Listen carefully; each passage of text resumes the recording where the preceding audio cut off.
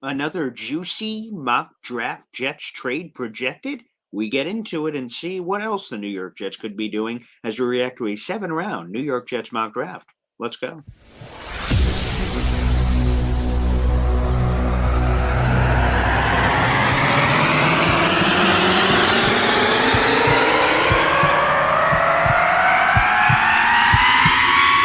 Zoinks! It is unequivocally the Super Bowl for New York Jet fans. Field Yates, baby. Field gosh darn Yates. Let's bring him on the show. Come on, people. Connor Rogers is joining the show. What's up, Connor?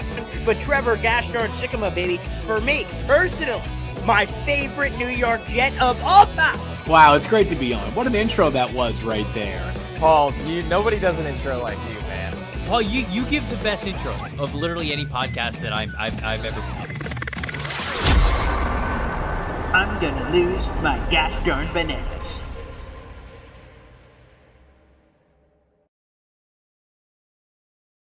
Hey, what's poppin', everybody? Paul Eston Jr., a.k.a. Boy Green. I'm the New York Jets digital reporter for Heavy.com. Welcome to Boy Green Daily, a daily New York Jets video program, also available wherever you get your podcasts. It feels great to be back home. I was at my sister's for the last couple of days when random cats attacking my computer and microphone setup, and I'm not a cat guy, so glad to be home. No question about it. Thanks, everybody, for joining us. And no matter where you're watching, whether it's the Heavy on Jets page, shout out to Heavy for supporting this show. YouTube.com/BoyGreen25, and of course on Twitter @BoyGreen25 as well. We appreciate you guys all the same. In the YouTube description down below is exactly what we're talking about in this video. We're reacting to a proposed Jets-Steelers trade that was featured in Zach Rosenblatt's 7-round mock draft for the Athletics. So we'll kind of react to a bunch of those picks. And that is true, NY Jets FL. I can't yell. So there's a lot more yelling, no more whispering. Also, let's give a proper welcome to Shadow Realm, part of the Boy Green Super Fan Club. So Shadow Realm! Yes! Welcome to the program, baby. A beautiful place to be. Again, he, along with many others, I see Jared B in here, New York Flight Jets talk, and a few others, but a special elite group are part of the Boy Green Super Fan Club, which is a YouTube membership group. You guys can all join. We have John, Jared B, Shadow Realm that I see in here. Among them that have joined, NC is in here, Phil is in here, of the people who have joined the Super Club, which is a small fee every month to help support the show. So thank you to each and every one of those individuals, specifically Shadow Realm, for just joining the group.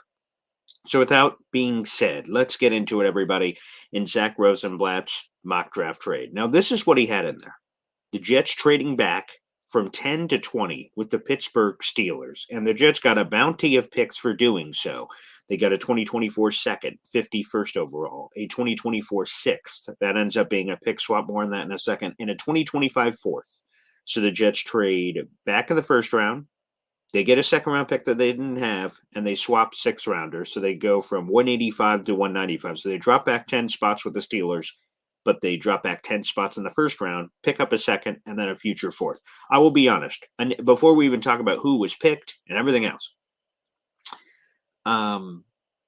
trading back that far is kind of, I know Connor, who's in here, New York Flight Jets talk, he is the captain of the trade with the Eagles down to 22, down to a different universe guy. And I understand the people that want to do it because you get all these picks. I need a little bit more to drop from 10 to 20. I get a second, that's cool. A swap a six, a future fourth. I need a little bit more skin on the bone because really what I'm looking for here is this. I'm trying to find, and it's not perfect, and you can't do that. I'm trying to find the shortest distance that I can travel to gain a second-round pick, but still be within range of all the people I want. You drop down to 20, there's different level of players available at 20 than there is 10. It's literally double your position. You go from top 10 to top 20. So, to be honest, that part kind of, I'm not a big fan. But let's talk about the player. So there's the picks. That's the trade. Again, the Jets pick up an additional second, a future fourth, and a swap in the first, a swap in the sixth. That's it. That's the trade. So I'm curious what people would be willing to do. Like Avatal says this is the Eagles trade. I want 10 and 72 to Philly for 22, 15, 53. Nah, man. Like as Adam Schefter told New York Flight Jets talk, I want that future first, baby. And a second, because like it's just such a dramatic drop. But anywho, he has them taking Zach Rosenblatt in this trade down scenario, Brian Thomas Jr., the wide receiver out of LSU. And a lot of people are fans of him, and I can see why. Look at the measurables on this kid from LSU, okay? 6'3", 209 pounds, 4.33 40-yard dash, 1.5 10-yard split, 38.5 vertical jump, 10.6 broad jump. I mean, he oozes talent. It's I'm getting emotional, obviously, just seeing all these statistics and analytics and everything about Brian Thomas Jr. His season last year, 68 catches, 1,100 yards, 17 touchdowns, 17.3 per clip. I mean, the numbers are goo goo gaga. But to be honest, I don't know. It seems too good to be true. Can I say that? Can we say that about Brian Thomas Jr.? You talk about the big three all the time. Marvin Harrison Jr., Rome Odunze, and Malik Neighbors. But we get into here about Brian Thomas Jr., and I'm going to be honest. It doesn't, I don't know how to say this appropriately, but I'm just getting a little bit of that eerie factor with Brian Thomas Jr. Where was he his first 2 seasons? He appeared in 12 and 13 games in 2021, 2022. Maybe he was just buried on the depth chart. I don't know. 300 yard. So his first year in 2021, 28 catches, 300 yards, 2 touchdowns. Second year, 31 catches, 300 yards, 5 touchdowns. Then he explodes in this final season. Now he's going to the draft. So only 1 year of real production here for Brian Thomas Jr. Here are some of the criticisms I've seen, and some of this stuff kind of freaks me out, to be honest with you. So the good news presents appealing. This is Lance Zierlein, NFL draft analyst for NFL.com, and he does the combine profile writes up. Presents an appealing combination of size, length, speed, with experience working inside and outside. Thomas will occasionally go through the motions as a route runner. So I don't like that at all. I've heard of those kinds of receivers. I heard Connor Rogers, it was might have been a week or two ago. It may have been in War Room, and he talked about there's no upper movement with body, like wiggle, shake to say, "Oh, I'm gonna fake it over here. I'm gonna fake." He just kind of runs, you know. So maybe a wide receivers coach will see this talented piece of clay, see everything here, and say, "Hey, if he comes into our program, I'm gonna, mold him and craft him and make him this perfect guy." And I love Sean Jefferson. He's a wildly talented guy, very respected in the NFL. So maybe that's the play here, but man, that part kind of scares me. So the goes through the motions on the route sometimes. Okay. Battles occasional focus drops.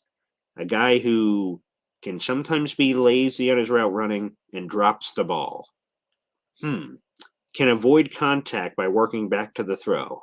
I don't really love that. That's the salesmanship as a pro. Connor Rogers talked about that in some of the route running. He's fast, but possesses average run after catch talent. He's no Garrett Wilson out there. It might need to ramp up physicality against clingy coverage. These are just some of the criticisms of him. Now, there's a lot of good. Again, the traits, the size, the this, the that. And the other thing is that you have to also consider what was happening there. He had Malik Neighbors on the other side. He had Jaden Daniels. He had a really talented team around him, and he has 1 year of production. And NY Jets FL says a very fair counterpoint. LSU had, Jamar Chase, Justin Jefferson. It happened, sure. You could go from the good side to the bad side of that. So it's very interesting if you end up going in this direction. So I'm just saying, it's exciting on paper. On paper, I should just be going, wow, look at this crazy big-ass guy can run all over the place, and it's exciting. But just a little bit of the cockeyed head turn on that one on Brian Thomas Jr. Like I said, hopefully Sean Jefferson could mold a guy if this ends up being the Jets pick. With the second round pick, so that's who Zach Rosenblatt projected to the Jets with the trade down. In the second round pick they gained from doing this trade, he got the big offensive tackle from BYU, Kingsley Suamataia. Akuma Matata. You got a little bit of that action on this offensive tackle, who is friggin' massive. I mean, he's a big boy. Absolutely a big boy. Let me see. The size is 6'5", 326 pounds. And I believe Zerline said he could be an average tackle because that's the big fear is if you pass on the tackle early, all of a sudden you need to get pretty freaky to have that either second round pick if you trade back or trade up potentially to move combinations up to do that because then the tackles are going to run out pretty quick. So the size is really intriguing on this kid. There's no question about it. That would be an intriguing ad. Dane Brugler said he could play left or right tackle. He's, quote, nimble in pass protection with the strength to lock down rushers. So the size is nice. And again, that'd be another one that I'm not mad at potentially adding a young bull to the offensive tackle room for the development. Because in the same way that I say this, excuse me, in the same way that I say this about Aaron Rodgers and Tyrod Taylor and having a young quarterback in there, I think they like through osmosis by default, they're going to gain some knowledge from being in that room. I think the same thing is true at offensive tackle when you have a guy like Tyron Smith, who's one of the best to ever do it, and Morgan Moses, who's just steady Eddie, man. Outside of this past year where he only played 14 games, he played in 16 or 17 games for like 9 years in a row. So there's a lot to love about that at all. So a lot to love about that from that perspective. So if you can gain somebody in the room from the knowledge of that, I think for sure that could be a big help. So I really do hope that the Jets do. I think they're also going to get a veteran swing tackle. I actually have a live show coming up with Woody at 3:00. We're going to be talking about some players the Jets could still sign here this offseason. And I'll be honest, I'll lay it on the table. One of the things I'll be looking at certainly is swing tackle and the options that are available. That's something else I'd like to see, but that doesn't mean I'm done at adding to the room for the youngsters as well. So I'm willing to do that, and I am very intrigued to do that. So grabbing a tackle here in the second round, the big BYU kid. Let's go to the third round. Jaden Hicks, safety out of Washington State, which, by the way, good timing by Zach Rosenblatt because I'm pretty sure on Jaden Hicks, I think it was Pelissero, so I'm going to have to go to Pelissero's Twitter real quick. I'm pretty sure he has the Jets hosting Jaden Hicks for a visit. Let me make sure I got that correct. Yes, here it is. One of the top safeties in this year's draft is from Tom Pelissero. Washington State's Jaden Hicks been busy since running a 4.47 40 at his pro day 2 weeks ago. He's working out for the Jets today, so that was yesterday after visiting the Browns and the Raiders. So the Jets just visited him, and that worked out, or maybe Zach knew that. But Jaden Hicks, they just hosted for a visit. He's a third-round pick, again, in this mock draft, Zach Rosenblatt projection. Jets aren't done at safety. The Jets are not done at safety yet. So you have Chuck Clark, you got Tony Adams, you got Jarek Bernard-Converse, who I'm really not sure. Is he going to be a safety or are they going to put him somewhere else in the defensive backfield? TBD on that one. He's currently listed at safety, but TBD ultimately where they plug and play him. But we can just, for now, safely put him there. So you need one more guy. It's either going to be like an Ashton Davis, who, again, I argued, I think that was 2 days ago, the Sunday show of why you should want Ashton back. But if they choose not to, Jaden Hicks, really, really interesting player coming out of Washington State. He's got a lot of chutzpah. And because of the safety position not being incredibly strong in the draft, you might be able to get one of the better guys if you wait and are patient. So that could be a plan. Hicks, by the way, is 6'2", 211. Zach Rosenblatt said he's a little bit bigger than the safeties the Jets usually add, but his skills would help right away. 4.47 40-yard dash. Brugler said, quote, versatile skill set, speed to play high and the toughness to play low.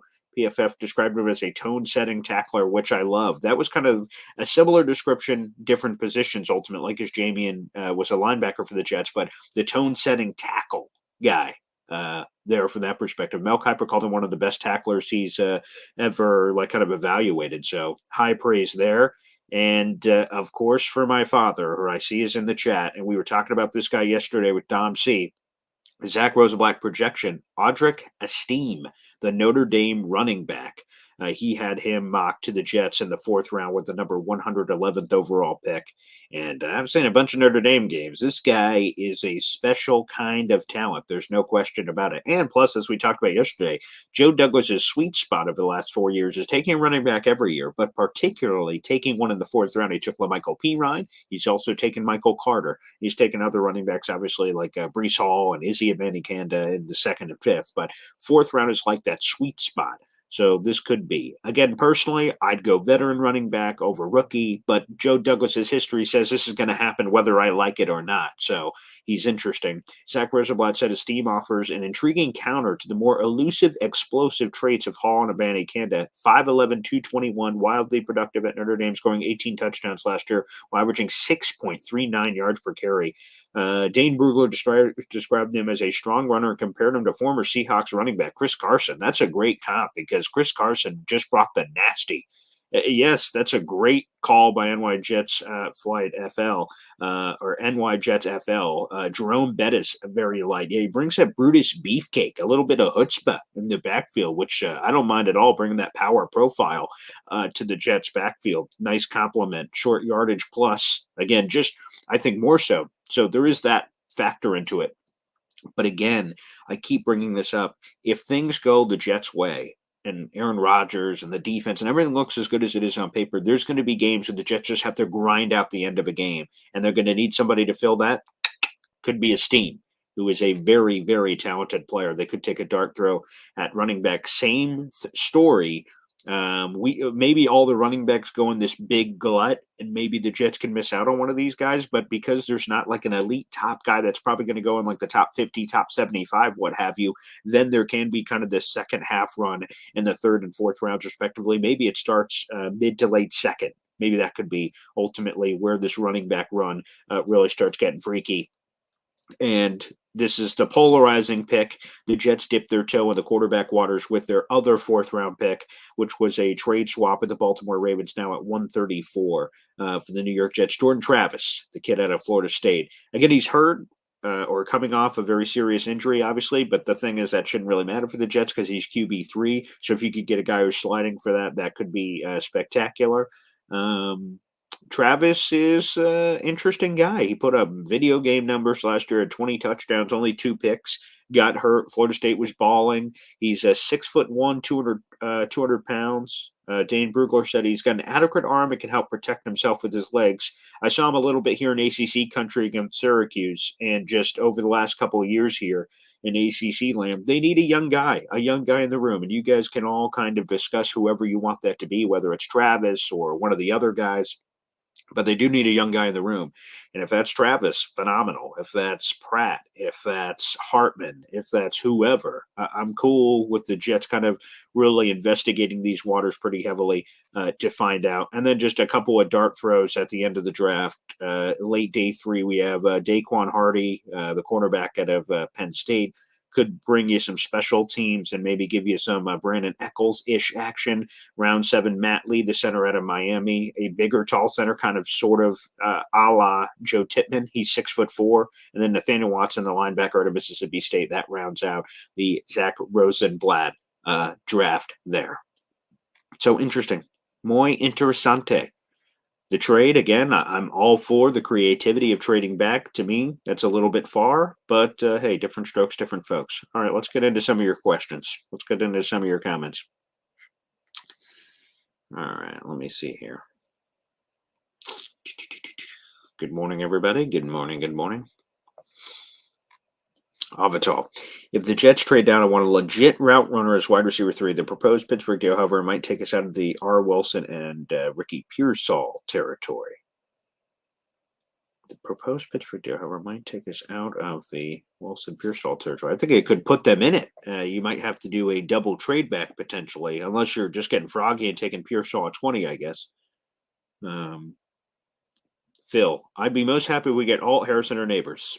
Join the party, pal. I think we all would be if we get one of those 3. Sign me up. Richie B. Brian Thomas Jr. is a very poor man's DK Metcalf with a very limited route tree since it's basically a deep curl or go route at this point. So he's still a work in progress of speed and potential.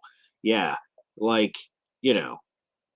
it's not a fair comp to bring up Denzel Mims, but, big guy, all the measurables. You just want to make sure you do your homework there. NY Jets FL, need a fat run stuffer. Where are you? I think Likey Fotu fits that profile a bit, but if you're swimming in those waters, Tavondre Sweat just had something very serious. What was, let me see, I think Pelissero had it. Let me see.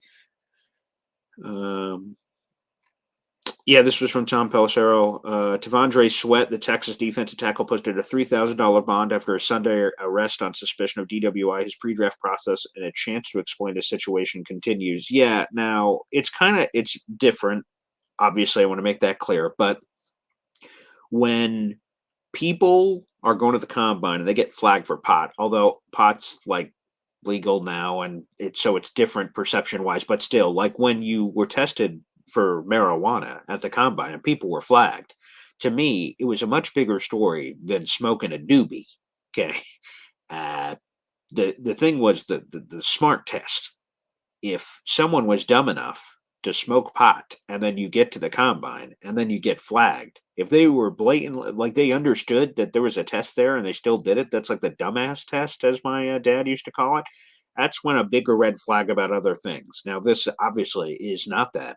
But what I say in the light connection to that is doing something like that in general is god awful and terrible and incredibly dangerous. And I hate people that do these things, whether DUI, DWI, any of these things. But to do it in the pre-draft process right before the biggest moment of your life, ugh, there's some splaining to do there, long story short. But Tavondre Sweat would have been a cool guy, and maybe he is with this news, potentially. A talented guy who slips to 72 unexpectedly, or maybe because of this. The Jets obviously have to do their homework from a character perspective, but that could be a fun ad where you're getting a wildly talented player. Maybe that's too high for some people, but that could be kind of interesting. NY Jets FL, something to keep an eye out for. John Sauer, Jags are the play. They need a wide receiver offense tackle, which rate 17 and 48 for a 10, and whatever else they work out. And like I said, that's the basis of the deal. That is the earliest, according to the draft value chart anyway, the earliest or shortest distance the Jets can travel realistically get a second. There may not need to be much added to that, quite frankly. So we'll see. All right, let's go to Paul Esden Sr., my father. No way they select the second best wide receiver on LSU with our number one pick. Makes no sense. Need to trade back with Saints and get Bowers. Saints, I think, who are at 14. That's the sweet spot if you want Bowers. That's a really great trade back because there's recent rumors. We'll probably have to talk about this maybe at a later point this week, but there's rumors that the Colts are interested in trading up for Bowers. And if the Jets don't want Bowers, and trade back from 10 to 15 and see what the Colts are willing to offer you. But if you do want Bowers, 14 is probably the sweet spot as long as the Colts, like it happens in the moment, Bowers is still on the board. You can't do that because you would make the trade from 10. So there's a chance that the Colts could then leapfrog you for Bowers at 13. So there's a lot of moving pieces. But yeah, I think the sweet spot for Bowers right before things start getting considered is 15, 16. You have Indy and Seattle back to back. That could kind of be your Bowers block that could be happening there. And in terms of the second best wide receiver at this point, or that's not my criticism. It's just part of the evaluation process for me that, he had all that other talent. So, see, Avatal just said it right there. There you go. That's exactly what I was thinking. So maybe that drops him, whether it's to pick 72 or maybe to the third round. We'll see. All right, Phil's got a question here. Let's see. If we get stuck at 10, who do you choose out of Latham, Fuaga, Fashanu, Bowers, Adunze? What's your top two from this bunch, Paul? Bowers, Adunze would be my top two from that bunch. And I would lean towards Adunze. That would be where I'd go in this group. Again, all the other offensive tackles, I won't lie, they're intriguing, but to me, they're all kind of in the same batch of they all have issues. No one's perfect. I'm at a local animal shelter, and all the puppies have a problem. One pisses on the carpet, one eats too much, one's fat, whatever. They all got weird issues, and you just kind of have to, go, and then grab one. That's why I said it's very intriguing, potentially, obviously, to get Joe Alt. All right, baby. We have another new member of the Boy Green Super Fan Club. Welcome, JD, brother. Welcome to the show. Welcome to the program. Boy Green Super Fan Club. It's fun. Everyone's doing it. Peer pressure. Hop on the train, baby. It's a fun place to be. Again, that is the little money sign if you're watching on YouTube. You could join the group. Join it, the Boy Green Super Fan Club. Small fee every month, or gift memberships for other people if you want to be in the giving mood and join the party. So, JD, thanks for joining us, brother. Thank you. Love it. You won't regret it. All right.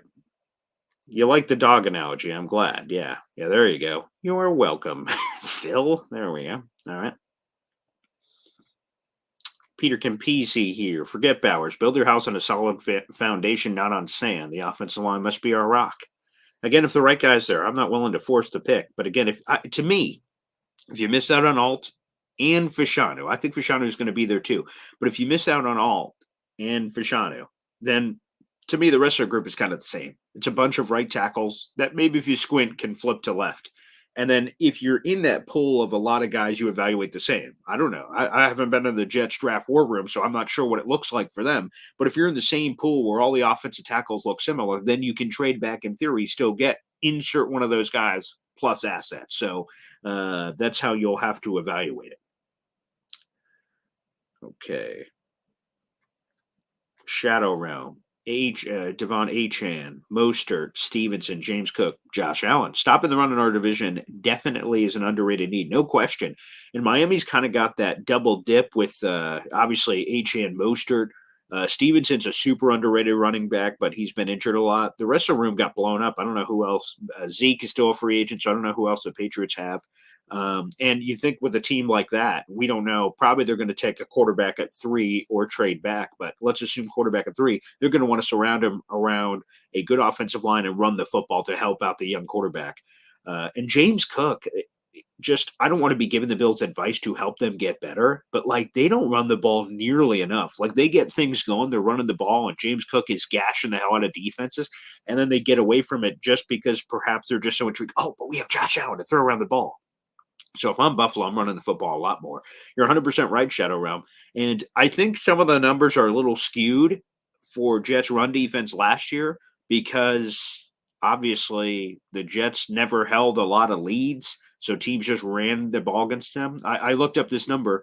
The Jets were the third most run against defense in the NFL last year. Like the third most rushing attempts in the NFL of any team against the Jets defense happened last year. And I think part of that is because the Jets offense was terrible. And they're like offenses could play more conservatively against the Jets because is Zach Wilson going to run away from us? No. So that was basically, I think, the process.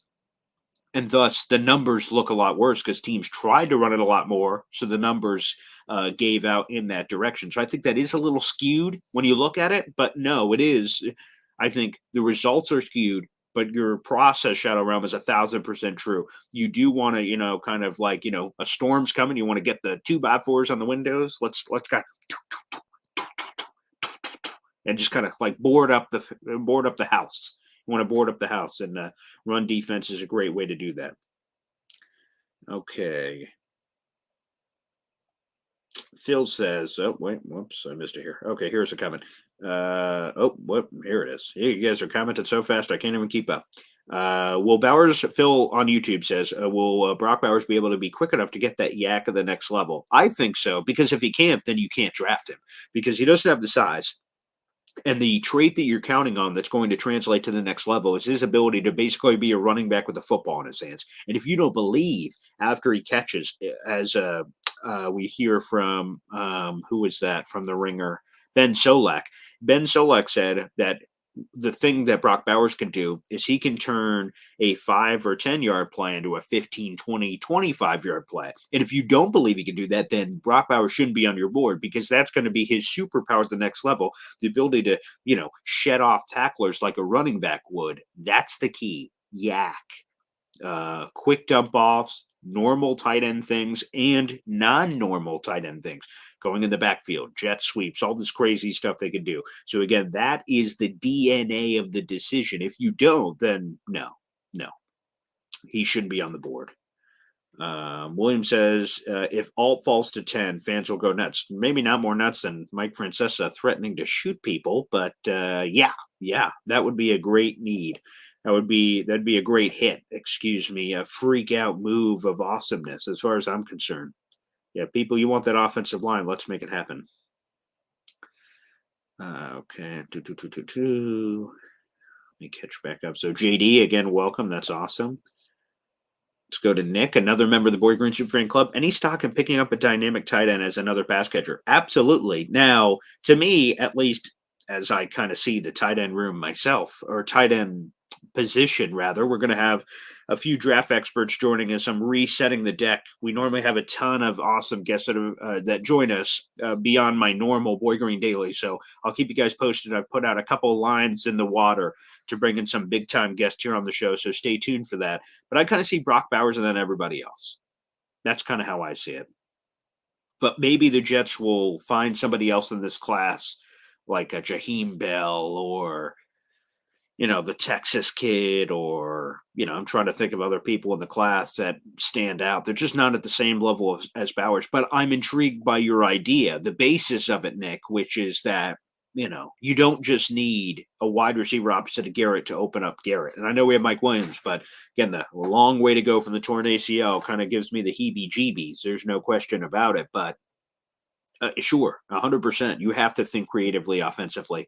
Again, Aaron Hernandez and Gronkowski. I just saw that Patriots Dynasty doc, and you just see, and it's only a brief glimpse of that, but New England took over the world. They were faster than the common players. They were bigger than the common players. And I'm speaking about tight end versus the defense. You're either faster than the linebacker or you're just bigger than the corner safety, and you can box them out. And it was just a mismatch nightmare. And the two tight ends at the same time, one tight end can be hard, like a Travis Kelce, Mark Andrews. Having two of them on the field at the same time is so complicated, plus the receivers. So your brain explodes as a defensive coordinator. So I'm totally open to it, Nick. If they can find the right guy. Easier said than done, of course, but that. And I love John every day. OT, OT, OT. Give me Joe Alt, and we can all celebrate together. We'll see if that happens. Malachi Corley, a lot of fans of everybody here. NC says, for a trade down to happen, the Jets have to hope McCarthy falls. Unlikely. Or some team wants to come up for Bowers. Not sure there's any other reason to come up to 10. Would be the second best offensive tackle. That would be the other thing, because there's only one other true left tackle at the top. There is Joe Alt and then Olu Fashanu. Now, people, at least in the media perception, believe that on Olu. Like, some people are whatever on him. And if that's true, then that won't matter. But he's the second pure left tackle, unless you start stretching to those second, third, fourth, fifth tier guys of trying to say, I think they could make the flip. So that could be, if you're getting a little froggy and you say you don't want to miss out on the class, because Alt's expected to be the number one guy. Maybe we all get surprised at somebody else, but Alt's expected to be the number one guy. Then there's a bunch of other guys. We could see that kind of move up. New Orleans, their offensive tackle situation looks questionable, to say the least. They could be a 14 trade up guy, but yeah, McCarthy's the obvious one. Then you have that quarterback run of teams right after the Jets of Denver, Minnesota, Raiders, and all of them could have a 3-mini bidding war for the Jets pick, and that would be great for the Jets, but it doesn't sound like JJ will be on the board. Hopefully, like I said, we get a surprise there. All right, let me see. Yeah, sorry, guys.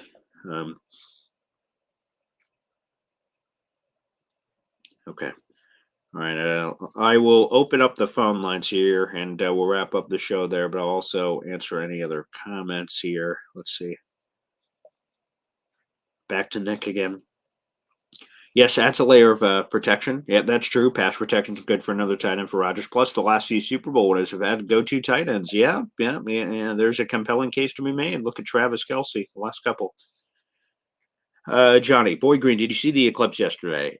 So I was at the radio station. It was a big popular thing here in Syracuse. I mean, I saw it go dark, but I did not go outside to go see it. I kind of saw the photos and videos. So maybe I'm a jerk. I don't know. But so I'm at my radio station. So I was doing a lot of travel. Information you guys don't need to know, but at my sister's radio station, back to my sister's, grab my family, my beautiful fiance, my daughter, drive them back from Syracuse to Oswego.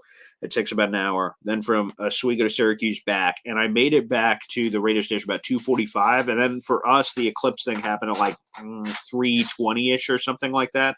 So I did not see it, go outside, get the glasses and look up. I just saw the pictures and videos. And then I just kind of peeked out our window at the radio station. It got pitch black and was super eerie, creepy. But no, I did not see it. I did not. Honestly, I could lie to you and say I did, but I didn't. I did not. Okay. All right. Let's see. Yeah, my fiance took a nap too, so she missed it. But okay. All right. Let me see. I will put this in there for anyone who wants to call into the show to finish us off. Let me put this in the chat real quick. Like I said, we will also be back live coming up at 3 o'clock. And you guys can feel free to join us for that. We'll be talking about the remaining free agents that are still available that the Jets could sign. Video link to join the show. Okay, there you go. Also, like I said, the audio only version is also available as well if you prefer. A lot of people do. A lot of people do not want to see my face. That's why they say, Paul, you're the best looking guy on radio. People have said that to me. There's no question. All right, that is the pinned message on YouTube, baby. So feel free to click and join to the show. We got 600 plus people in the room right now. Real quick plug as we're waiting for people to join up in the room. Like I said, 600 people on. Make sure you guys like the video, hit subscribe. That's a free way to contribute to the show. We're getting closer and closer, baby, to 7,000 subs. We still need a couple more, 100 more people for that, but we're getting closer and closer, baby. All right, we got a bunch of callers in, so I'll get to all you guys here in a second. Again, like the video, hit subscribe on YouTube. Also, again, Boy Green Superfan Club. All right, let's go to a bunch of calls here. Let's go piece by piece. We got Johnny joining us here on the show. Good morning, Johnny. Going on, Boy Green? Good morning, bro. Good morning. Hey, so I looked deep into the eclipse yesterday. Oh, wow. And when I looked in there, I saw Breece Hall holding up the Lombardi trophy. Oh, Man, spectacular. that's what I mean, man. So every Jet fan that didn't go blind yesterday but looked into it, that's what you saw. So JETS, man. Jets. I love Let's it. go, bro, him. Yeah, I love it, bro. Thank you. I appreciate that, Johnny. And yeah, Breece, Aaron Rodgers. I've seen the Madden simulations where Rodgers kind of hoisting up the Lombardi. Folks, to be a Jets fan, you just have to believe. You just have to believe. You just have to have that belief. And as John Sauer says, hit the like button. Show Paul how much you care. I am a tangible guy. You know, you just saying that you care. It is like literally you got to show me like that video, baby. But yeah, you know, you just have to believe that it's going to happen. I know for a lot of Jet fans that either weren't alive or it's been a long ass time since the 1968 season, the year 1969. I just know it's going to happen in my bones. And all of these low moments are going to make it worth it, baby, when we're hoisting up that Lombardi and pelvic thrusting in people's faces and saying, we are the world champions. And then maybe a one finger wave walking off the field or something. Oh, it's going to be spectacular. Can't wait. All right, let's go back to the phone lines. We got NY Jets FL gracing us with his presence. Good morning, sir. Good morning, Paul. I didn't know Johnny became a Bucks fan overnight. Is he coming to the dark side where I'm at? Yeah, there was a little bit of that going on. I noticed that. Yeah, he must be cold at the lakefront today. Paul, I am completely trade down into the mid to late first because So let me just clarify. So the Steelers 20 doesn't scare you. The 22 doesn't scare you. What, like you say mid to late first. So give me, like, if you can, your absolute pick, like your real pick range from insert to insert. You're totally cool with. I'd say 2022. The Bengals, anywhere in the teens. I'd say no more than 22. Okay, I see you. Yeah, I would say 22 would be my max. Oh, okay, I see. I understand. Yeah, I'm sorry. Because I could see like JD, JD likes these offensive linemen that can play multiple positions. So I'm thinking like a Powers Johnson or a Fatanu, which is the guy from Washington. I get these names a little bit. That's that one. Yep, Fatanu. Yep. Okay. That's the kind of guy I want, and JD probably likes. Mm-hmm. And you don't have to overpay maybe for like a Joe Alt. And then the second rounder, my blasphemous take would be Chris Jenkins Jr. We need a run stuffer. Not enough people are screaming at NY, which I'm surprised by, quite frankly. I thought more people would, but it's you, and it's like me agreeing with you, and that's it. I'm not hearing it. I'm not hearing the take enough, to be honest. No. And you know what? And if Ladd McConkey was there, I would grab him. If Keon Coleman was there in the second, I would grab him on the trade down. Braylon Trice would be my third rounder from Washington. He's kind of an edge hybrid type pass rusher. Mm-hmm.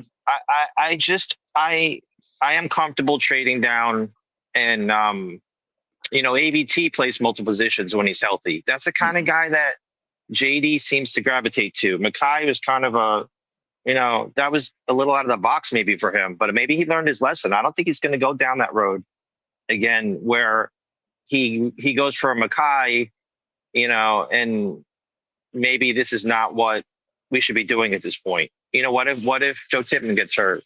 We can definitely, not that I want to start a rookie, but a guy who's played multiple positions is more valuable at that point than a left tackle who could be on a learning curve. That's a good point, because if you think about it too, which by the way, Mackay was a complete swing of the fences pick, which was interesting for your first pick ever as the Jets GM. But to your point, if you want to cover a lot of bases for your quote unquote sixth man off the bench, you're kind of putting it in a hole for it to be Joe Alt. That means the only way without like having him do things he's not used to is play left tackle. Tyron Smith goes down, Joe Alt goes in. Okay, that's all perfect world scenario. But what if you're left guard, right guard go down? All of a sudden, now we're playing this musical chairs. To your point, if you get Fatnu, if you get Powers Johnson, if you get one of those guys, all of a sudden you protect the farm a little bit on multiple positions. So if somebody goes down, okay, this guy can step in. There's no real conversation. Boy, now what do? We're going to reshuffle the board to really do anything else. So it's a compelling take. Plus, again, you'd get the capital because you could still trade back. And I would imagine, especially Powers Johnson, and we'll see on Fatnu, it seems like people are kind of going all over the place. The higher tackle people like Connor Rogers and Trevor Sickman, I've seen a few others. Maybe that pushes him a little higher up the board and he goes earlier than we think.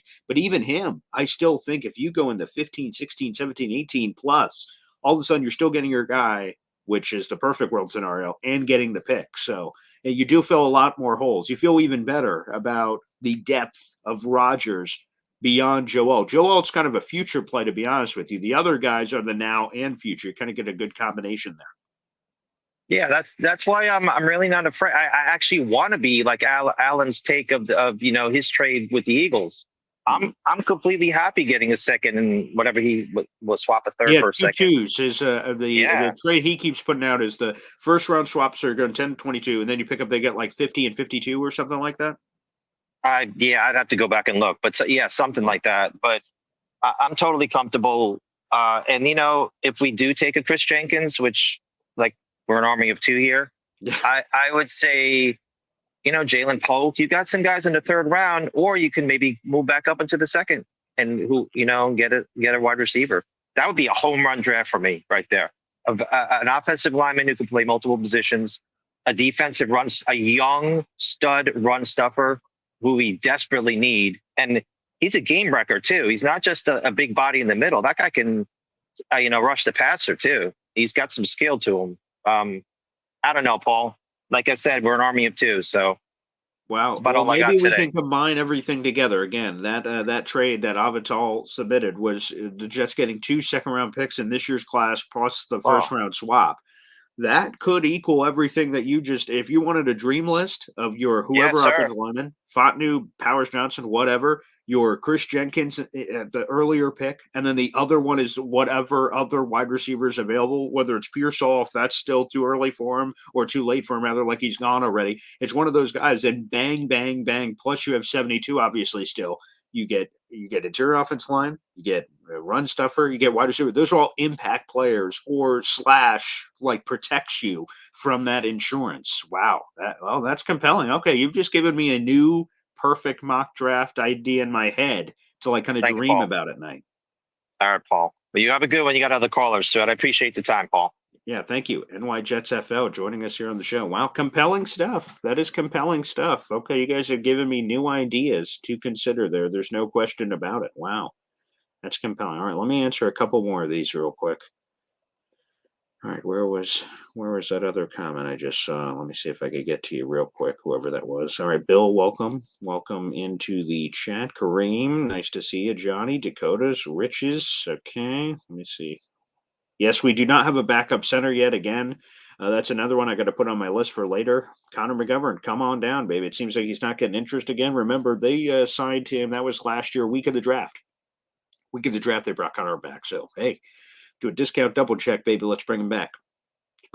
Solid guy. Hopefully you never use him. Again, Volcano insurance. You get him. Hopefully you don't have to use him, but he's just kind of that leader for Tittman.